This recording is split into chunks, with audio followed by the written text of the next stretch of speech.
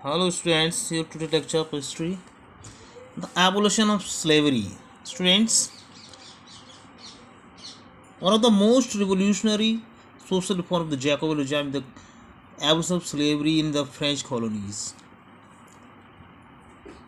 Jacobian की जब सत्ता आई तो एक सबसे बड़ा क्रांतिकारी परिवर्तन समाज में जो हुआ वो था फ्रांस की कॉलोनीज जहाँ जिन जिन देशों में बनाई थी वहाँ गुलाम प्रथा का या गुलामी का खात्मा था। चाहे वो कॉलोनीज कैरिबियन आइलैंड्स जैसे कि मार्टिनिक, ग्वाडेलूप और सेंट डोमिंगो में हो, कुछ ये ऐसी जगह थी जहाँ जो ज़रूरत की चीज़ें थीं जैसे कि तंबाकू, नील, शुगर, कॉफ़ी, ये चीज़ें उगाई जाती थीं। But the reluctance of the Europeans, लेकिन जो यूरोपियंस मजदूर थे, यूरोप के जो मजदूर थे, वो इन दूर दराज के क्षेत्रों में जाकर के काम नहीं करना चाहते थे, जिस वजह से वहाँ के प्लांटेशंस में मजदूरों की कमी हुई। This was made by a triangular slave trade between Europe, Africa and the America. तब इस तरह से ज़रूरत के वजह से एक स्लेव ट्रेड जो कि ट्रायंगुलर रूप में था वो तैयार हुआ।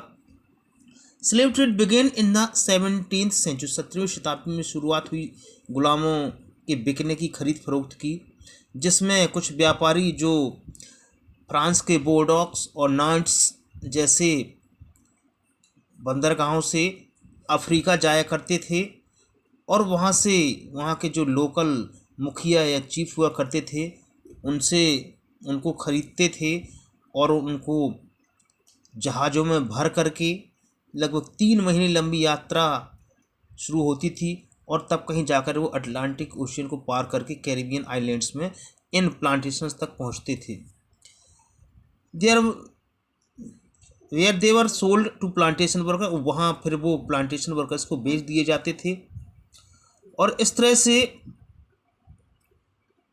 इन गुलामों का प्रयोग करके यूरोप में जो शक्कर, कॉफ़ी, नील या और कुछ दूसरी चीज़ों की ज़रूरतें थी वो पूरी हो सकी। पोर्ट सिटीज़, बंदरगाह वाले शहर जैसे कि बोर्डॉक्स और नांट्स, ये बहुत ज़्यादा पॉपुलर हो गए, यहाँ आवागमन काफ़ी ज़्यादा बढ़ गया था और इस वजह से यहाँ जो गुलामों का व्यापार था वो भी फल फूल रहा था।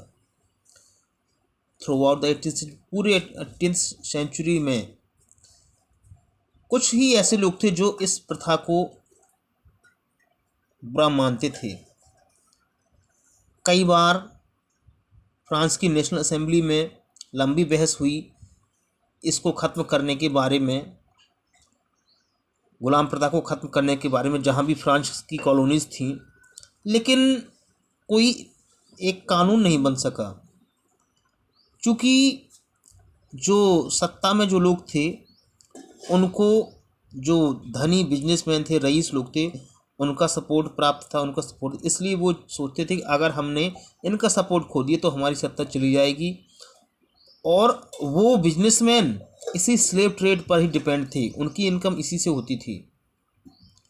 आखिरकार 1794 में गुलामों को स्वतंत्र किया गया एक मीटिंग के तहत और फ्रांस से संबंधित जितनी भी कॉलोनी थी पूरी दुनिया थी वहाँ स्लेव ट्रेड को खत्म किया गया और एक लंबा समय लगा, लगभग 10 साल के अंत में, यानी कुछ समय के लिए फ्रांस में फिर से नेपोलियन ने शुरुआत की दास प्रथा की, गुलामी प्रथा की, लेकिन कुछ आखिरकार 1848 में फ्रांस से दास प्रथा की